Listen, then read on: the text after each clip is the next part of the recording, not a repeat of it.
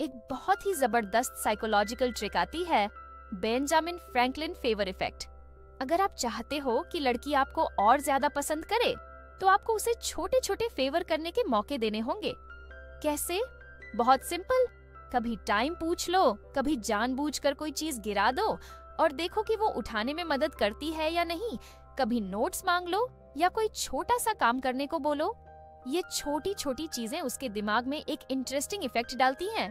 जब कोई हमारे लिए कुछ करता है तो उसका दिमाग खुद को यह समझाने लगता है, मैं इस इंसान के लिए इतना कर रही हूँ, मतलब यह मेरे लिए इम्पोर्टेंट है।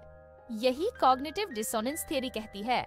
हमारा दिमाग अपने बिहेवियर को जस्टिफाई करने के लिए हमारी फीलिंग्स बदल देता है। लेकिन रुकिए, यह सब करने का कोई फायदा नहीं अगर आपने सबसे जरूरी साइकोलॉजिकल रूल फॉलो नहीं किया।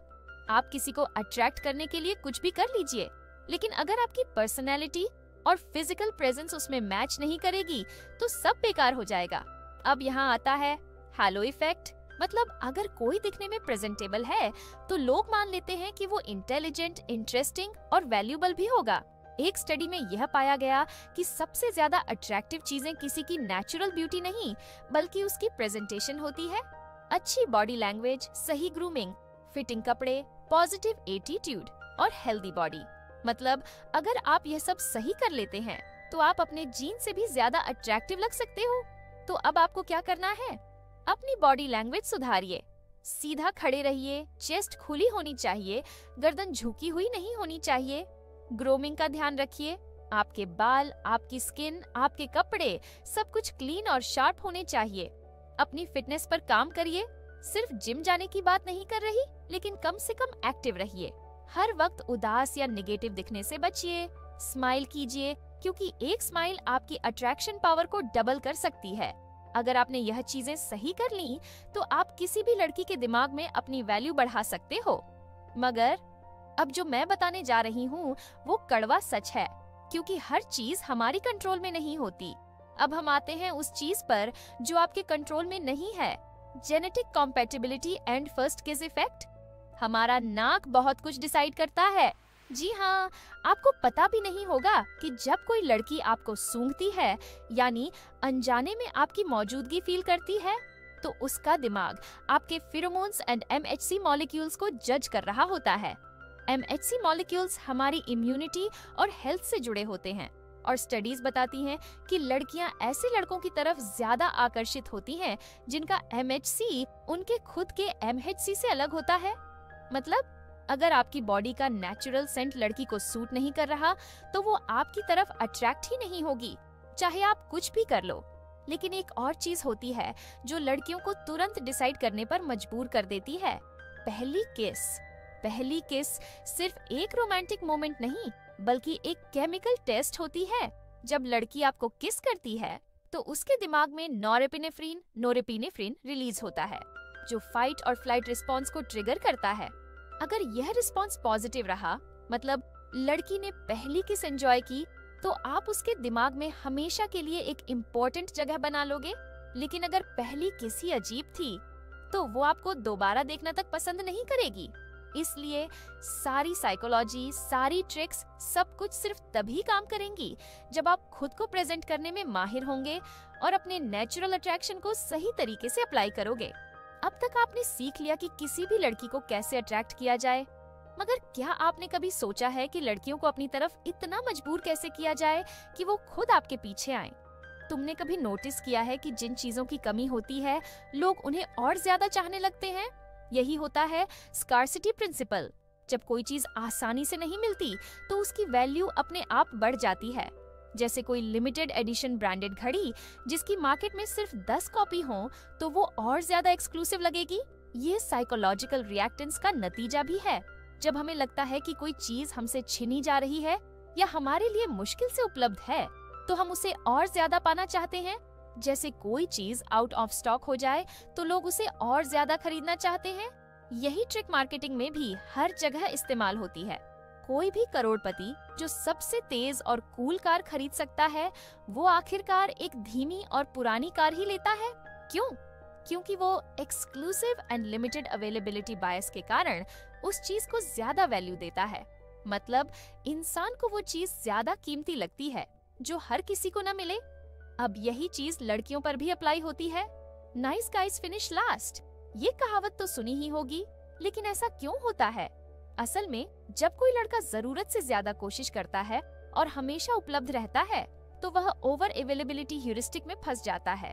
यानी अगर तुम हर समय किसी के लिए हाजिर रहते हो तो तुम्हारी अहमियत घट जाती है। वहीं जो लड़के अपनी प्राथमिकताएं तय कर लेते हैं और खुद को हर किसी के लिए आसानी से उपलब्ध नहीं करते, उन्हें परसीव्ड सोशल वैल्यू ज्यादा मिलती है। मतलब जो चीज रेयर लगती है, लोग उसे ज्यादा पसंद करते हैं। मगर यहाँ ट्विस्ट ये है कि तुम्हें बुरा बनने की जरूरत नहीं है, बल्कि तुम्हें अच्छा रहते हुए भी अपनी कीमत बढ़ानी होगी। और अगर तुमने यह कर लिया तो तुम उन लड़कों से भी 10 गुना ज्यादा आकर्षक दिखोगे जो दिखावे में एटीट्यूड रखते हैं। अब सवाल ये है कि ऐसा करना कैसे है? सोचो, तुम किसी पार्टी में गए और वहाँ एक लड़की खड़ी है जिसके चारों तरफ लड़कों की भीड़ लगी हुई है। सारे लड़के उसकी अटेंशन के लिए मर रहे हैं, उसे इम्प्रेस करने के लिए कुछ भी करने को तैयार है। और अब तुम सोच रहे हो कि तुम्हारी वहाँ क्या जगह बन सकती है, पर असल में तुम्हारे पास सबसे ज्यादा चांस है। तुम वहाँ जाकर सीधे उसके ग्रुप में घुसने की कोशिश मत करो। बस उसके पास से गुजरते हुए हल्की मुस्कान के साथ हाय कहो और बिना रुके अपने किसी दोस्त के पास चले जाओ। अगर वो दोस्त लड़की हो तो प्री सिलेक्शन इफेक्ट की वजह से तुम्हारी वैल्यू और बढ़ जाएगी। मतलब लड़कियां उन लड़कों की तरफ ज्यादा आकर्षित होती हैं जिनके आसपास पहले से दूसरी लड़कियां होती हैं, क्योंकि इससे उनका स्टेटस और अट्रैक्शन बढ़ता है। तुमने क्या किया? तुमने खुद को बाकी लड़कों जैसा सिंप बनने से बचा लिया। तुमने अपनी वैल्यू बढ़ा दी क्योंकि तुमने उसे दिखाया कि तुम्हारे पास और भी चीजें करने के लिए हैं, सिर्फ उसे पटाने के अलावा। तुमने खुद को एक हाई वैल्यू मैन की तरह प्रेजेंट किया, यानी ऐसा इंसान जिसकी लाइफ में पहले से ही बहुत कुछ चल रहा हो, जिससे वो खुद ही इंटरेस्टिंग लगे। अब एक और साइकोलॉजिकल ट्रिक है जिसे कहते हैं गेन लॉस थ्योरी। एक एक्सपेरिमेंट में कुछ कॉलेज स्टूडेंट्स को बुलाया गया, उन्हें अलग अलग लोगों से मिलवाया गया और फिर उनकी बातचीत के बाद उन लोगों ने स्टूडेंट्स के बारे में कुछ बातें कहीं। 1. कुछ स्टूडेंट्स को पूरे टाइम पॉजिटिव फीडबैक मिला। 2. कुछ को पूरे टाइम नेगेटिव फीडबैक। 3. कुछ को पहले नेगेटिव और फिर पॉजिटिव। 4. और कुछ को पहले पॉजिटिव और फिर नेगेटिव। अब जरा सोचो, लोगों को सबसे ज्यादा कौन पसंद आया? तुम कहोगे कि जिनके बारे में शुरू से अच्छा बोला गया उनको सबसे ज्यादा पसंद किया गया होगा, लेकिन नहीं, जिनके बारे में पहले नेगेटिव और फिर पॉजिटिव बोला गया उनको सबसे ज्यादा पसंद किया गया। इसे एफर्ट जस्टिफिकेशन बायस भी कहा जाता है।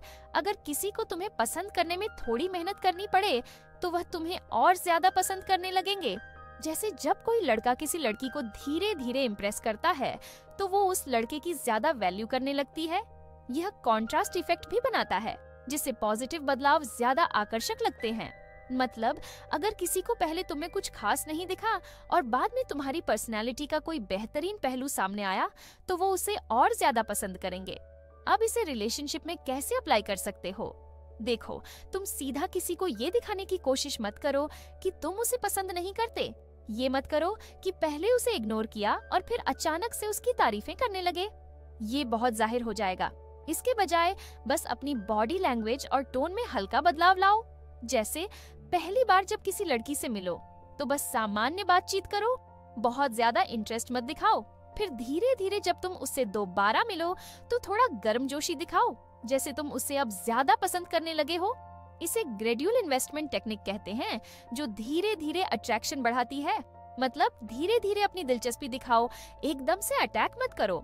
याद रखना, किसी भी लड़की को जीतने का सबसे बड़ा सीक्रेट है सोशल प्रूफ एंड स्कैर्सिटी। जिस चीज की मांग होती है उसकी कीमत बढ़ती है। अब मान लीजिए आपने खुद को लिमिटेड एडिशन बना लिया, अपनी कीमत बढ़ा ली और धीरे धीरे लड़की को इम्प्रेस भी कर लिया। मगर एक प्रॉब्लम हो सकती है, अगर उसे यह समझ ही नहीं आया कि आप उसके लिए अट्रैक्टिव हो गए हो तो देखो, किसी को आकर्षित करने के लिए जरूरी है कि आप यह संकेत दो कि वह आपको पसंद आने लगी है। मगर अगर संकेत ही क्लियर नहीं हुआ तो सामने वाली को यही लगेगा कि आप उसमें इंटरेस्टेड ही नहीं हो, और अगर उसे यही लग गया तो वो आपको नजरअंदाज करने लगेगी। यह एम्बिग्विटी अवर्जन कहलाता है। मतलब इंसान अनिश्चितता से बचना चाहता है, अगर उसे कुछ कंफर्म नहीं लगेगा तो वह उस पर ध्यान देना ही बंद कर देगा। अब यह हमें एक और इम्पोर्टेंट चीज पर ले आता है, प्रॉक्सिमिटी इफेक्ट। हम अक्सर सोचते हैं कि दूर रहना और खुद को कम उपलब्ध दिखाना सबसे बड़ी ट्रिक है, मगर असल में दूर रहना सिर्फ अटेंशन के मामले में काम करता है, फिजिकली नहीं। एक स्टडी में रिसर्चर्स ने लगभग 300 MIT के हॉस्टल में रहने वाले स्टूडेंट्स को पूछा कि उनके सबसे करीबी दोस्त कौन हैं।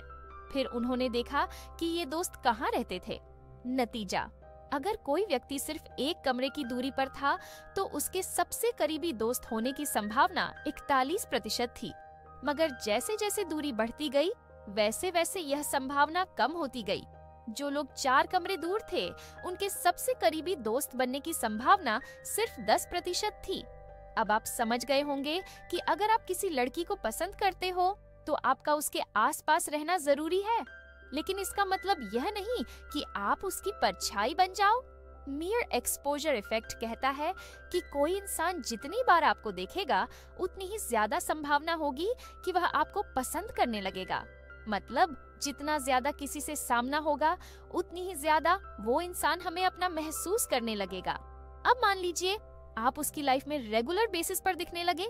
अब आगे क्या? अब आपको बेन फ्रैंकलिन इफेक्ट इस्तेमाल करना है।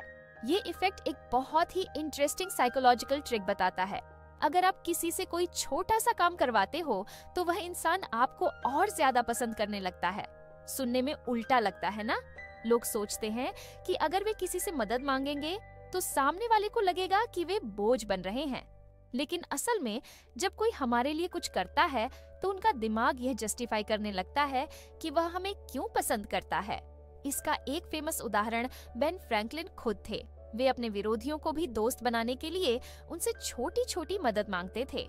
एक स्टडी में रिसर्चर्स ने वॉलंटियर्स को 2 ग्रुप्स में बांट दिया और उनसे कहा कि वे एक्टर्स जो स्टूडेंट्स का नाटक कर रहे थे को टेस्ट दें। पहले ग्रुप को कहा गया कि जब कोई स्टूडेंट टेस्ट सही करे तो उसकी तारीफ करनी है।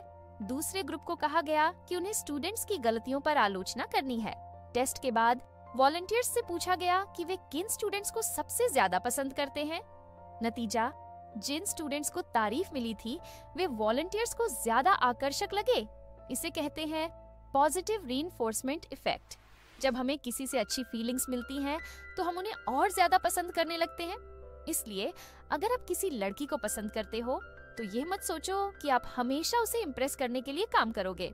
उल्टा उससे छोटे छोटे फेवर मांगो, जैसे हे तुम्हारे पास एक सेकंड है, मुझे एक चीज समझनी थी, या तुम्हारी राय चाहिए इस बारे में। जब वह आपके लिए कुछ करेगी तो उसके दिमाग में यह कनेक्शन बनेगा कि वह आपको पसंद करती है। और अब जो चीज मैं बताने जा रही हूँ वो सबसे ज्यादा इम्पैक्टफुल है। अब तक आपने लड़की को अपनी तरफ अट्रैक्ट करने के लिए कई साइकोलॉजिकल ट्रिक्स सीखी। Scarcity effect, gain loss theory, proximity effect, Ben Franklin effect.